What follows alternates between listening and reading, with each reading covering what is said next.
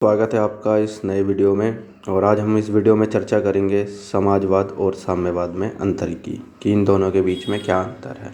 आइए जल्दी से हम जानने की कोशिश करते हैं कि इसके अंदर क्या फ़र्क है। काफ़ी आसान शब्दों में कोशिश करेंगे इसको हम समझ। सबसे पहले आप एक तरीके से इनका सिंबल देख लो, ये दोनों अलग अलग चीज़ हैं। आप एक समझने की गलती ना करें इसको। तो समाजवाद और साम्यवाद में जो मेन क्या है, ये चाहते हैं कि समाज में आय की जो समानता है, असमानता है, उसको समाप्त करनी है। और जैसे अमीरी और गरीबी है, इसके फ़र्क को हटा के दोनों ही एक लेवल में लाना। ये नहीं कि एक व्यक्ति बहुत अमीर हो जाए, दूसरा व्यक्ति इतना गरीब हो जाए कि उसको खाने को ही कुछ ना मिले। ठीक है। और ये दोनों में क्या है, ये व्यक्ति से ज़्यादा समाज को महत्व देते हैं। यानी इकलौते व्यक्ति का कोई महत्व नहीं है, जो समाज है यानी कि सभी का महत्व लेके ये चलते हैं। तो आइए सबसे पहले हम चर्चा करते हैं समाजवाद के बारे में। तो समानता की जैसे हमने बात की, अमीरी और गरीबी के दोनों ही समझ लो चाहते हैं कि हाँ, आय का डिफरेंस हो वो ख़त्म हो जाए। मगर समाजवाद चाहता है कि राज्य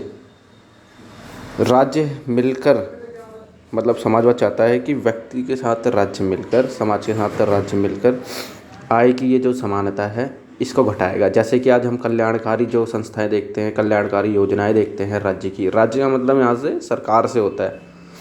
आप ये मान के चलना, जब मैं राज्य बोलूँ तो सरकार, उसको आप मान के चलना। तो ये चाहते हैं कि आय की असमानता को घटाया जाए, उसके लिए राज्य इनके साथ मदद करे। और कैसे करेगी, जैसे आप देखते हैं कि यहाँ पर सार्वजनिक वितरण प्रणाली चलती है हमारे भारत के अंदर। क्या होता है, 2 रुपये किलो अनाज मिल रहा है, 3 रुपये किलो अनाज मिल रहा है, यानी गरीबों को भी खाने की सुविधाएं मिलती जा रही है। और आप देखेंगे जब 1945 सेकेंड वर्ल्ड वॉर ख़त्म होने से पहले यहाँ पर समाज क्या था, व्यक्तिवादी समाज था। यानी कि हम समाज में व्यक्ति को महत्व देते थे। और जो कंसेप्ट चलता था वो ये चलता था कि अगर किसी के अंदर कमाने की हिम्मत है तो वो ज़िंदा रहने का हकदार है, अगर वो नहीं कमा सकता तो वो नहीं जी सकता। सर्वाइवल ऑफ द फिटेस्ट चलता था। यानी कि जिसके अंदर करेज है काम करने का वो जीवित रहेगा, जिसके अंदर नहीं है वो मर जाएगा, उसका मर जाना ही अच्छा है। और जो तीसरा इसका मुख्य पॉइंट आता है वो वेतन का इसके अंदर इनका आता है इसमें। तो इसके अंदर इसमें क्या है, जो समाजवादी है वो चाहता है कि जो व्यक्ति है वो अपनी क्षमता के अनुसार कमाएगा और उसे अपनी क्षमता के अनुसार वेतन पाने का हकदार है। यानी एक तरीके से मान के चलो, मैं 10 घंटे काम करता हूँ और 10 घंटे में मेरे को 1000 रुपये मिलने हैं। हाँ, तो मुझे 1000 रुपये ही मिलने चाहिए। अगर मैं 12 घंटे कमाता हूँ, मेरे को 1200 मिलने चाहिए, तो मुझे 1200 मिलने चाहिए। ये वाला कंसेप्ट समाजवाद के साथ चलेगा।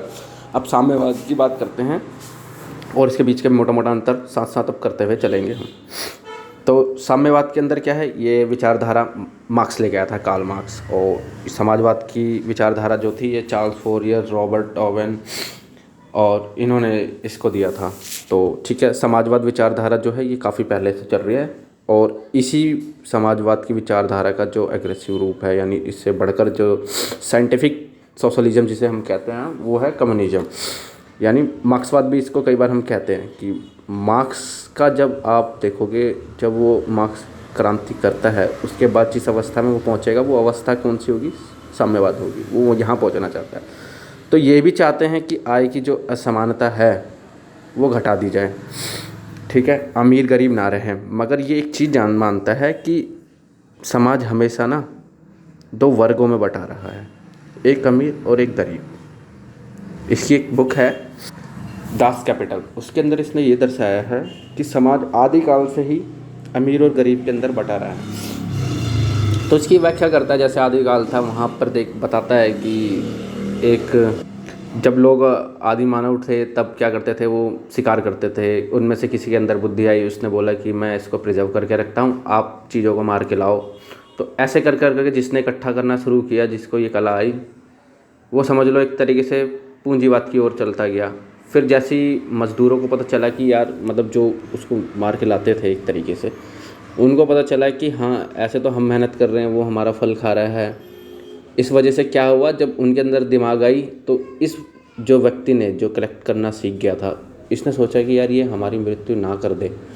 इस वजह से इसने मोड ऑफ प्रोडक्शन चेंज कर दिया। उसकी जगह ये सामंती युग में ले आया कि अब हम अनाज उगाएंगे। फिर ये अनाज को इकट्ठा करने लग गया, और जिन्होंने अनाज को इकट्ठा किया, आप खुद समझ सकते हैं कि वो एक तरीके से वो सामंती बन गए। बड़े बड़े जमींदार वगैरह इस तरीके से बनते हुए हैं। तो उसने हाँ व्याख्या की है कि अमीर और गरीब हमेशा से समाज में रहे हैं। जबकि समाजवाद क्या मानता है कि अमीर और गरीब का कोई वर्ग अंतर नहीं है, वो सबको एक समान लेके चलता है और ये मान के चलता है कि अमीर और गरीब जो है ये कुदरती चलो बने बनाए हैं इस तरीके से।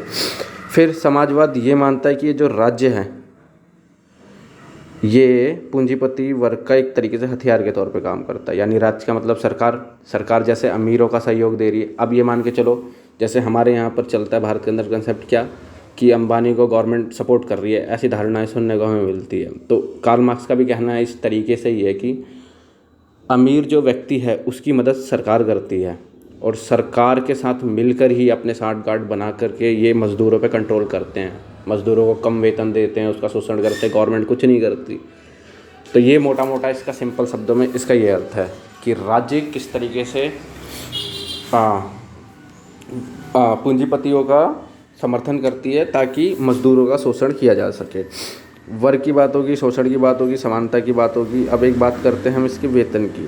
तो कम्युनिज़्म में चलता है यानी साम्यवाद में चलता है कि कोई भी व्यक्ति अपनी क्षमता के अनुसार कार्य करेगा मगर उसको वेतन उतना ही दिया जाएगा जितनी उसकी ज़रूरत है। जबकि समाजवाद में क्या था कि आप मेहनत जितनी करोगे उतना ही वेतन मिलेगा। यहाँ पर आप मेहनत जितनी भी कर लो आपको आपकी आवश्यकता के अनुसार मिलेगी। यानी कि अगर आप एक दिन में 1000 रुपये कमाते हैं, अगर आपको ज़रूरत है 500 रुपये की अपने दिन का गुजारा करने के लिए तो आपको 500 रुपये ही दिया जाएगा। ये साम्यवाद का वो है। फिर साम्यवाद के अंदर सबसे पहली बात राज्य तो होगा ही नहीं, वर्ग भी ये समाप्त हो जाएगा। और वर्ग को समाप्त कैसे करेंगे? जैसे अमीर और गरीब होंगे तो क्या होता है, अमीर आप देखोगे बहुत ही कम होते हैं। अगर हमारी 135-40 करोड़ की जनसंख्या है तो आप कुछ करोड़ के अंदर ही पाओगे कि हाँ अमीर है। बच्चों को हटा दो, हम एक तरीके से मोटे मोटे 100 करोड़ की जनसंख्या लेके चलते हैं, ठीक है। 100 करोड़ में से आप ये मान लो 20 करोड़ करोड़पति मतलब अमीर बनते हैं, सारे पूंजीपति हैं। उसके बाद जितने हैं वो सारे मजदूर हैं। मजदूर का मतलब यहाँ पर ये है कि हाँ उनके पास उतनी संपदा नहीं है, बाकी सबके पास। जैसे कि अमेरिका की एक रिपोर्ट आई थी कि अमेरिका के अंदर 1% पीपल के पास इतना पैसा है कि वो पूरे अमेरिका की जनता के ऊपर डोमिन कर सकते हैं। सेम उसी तरीके से तो वो चाहते हैं कि मज़दूर जो होते हैं वो ज़्यादा होते हैं, पूंजीपति कम होते हैं। तो वर्ग जो होगा, वर्ग संघर्ष जो होगा उसके अंदर क्रांति जो होगी वो खूनी क्रांति होगी। यानी ये मज़दूर उन अमीरों को मारेंगे, उसकी संपत्ति छीनेंगे और आपस में बांट देंगे। इस टाइप का कुछ करने की सोचते हैं। मगर समाजवाद क्या कहता है? समाजवाद कहता है कि हम राज्य का सहयोग लेंगे और साथ में तब जाके आय की ये जो असमानता है उसको घटाएंगे। इसके अंदर आप एक तरीके से मान लो जैसे कि हाँ गवर्नमेंट ने एक तरीके से आरक्षण वाले प्रावधान दे दिए तो सोशलिज्म के अंदर आ गए। फ्री अनाज, मुफ्त अनाज दे दी, फ्री चिकित्सा वगैरह दे दी। ये सारी कंसेप्ट इन दोनों के अंदर आएंगे। बाकी साम्यवाद यानी जो मार्क्सवादी विचारधारा है वो यही चाहती है कि दोनों के बीच में वर्ग संघर्ष होगा, अमीर और गरीब के बीच में अमीर को मार दिया जाएगा और जो उसकी संपदा बचेगी उसे आपस में बांट लिया जाएगा। और इस तरीके से आप देखेंगे कि हाँ ये जो मेन मोटा मोटा फ़र्क है वो मैंने अपनी बताने की इसके अंदर कोशिश की है। आशा करता हूँ आपको ये लेक्चर समझ आया होगा। ऐसे ही इंटरेस्टिंग वीडियो देखने के लिए आप हमारे चैनल पे जुड़ें। धन्यवाद।